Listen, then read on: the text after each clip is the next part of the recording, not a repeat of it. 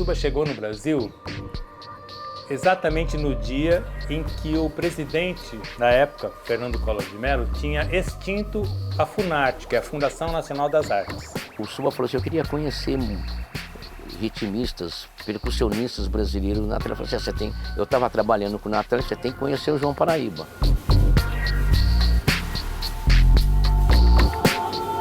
Ele rapidamente entendeu que ele estava no Brasil, que ele tinha que pegar a parte do swing, da cozinha, dos sons, das sonoridades, dos ritmos.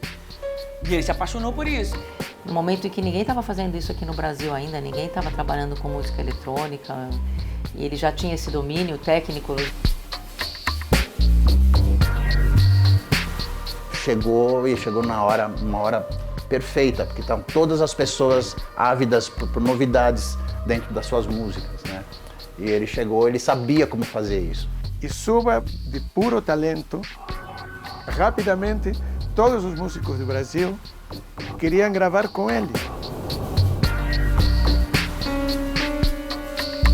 When he did his job for a major, like for Sony Music, with a lot of marketing investment and doing the party and the press and the whole thing, I think like the other labels, it's like, oh, who's that guy?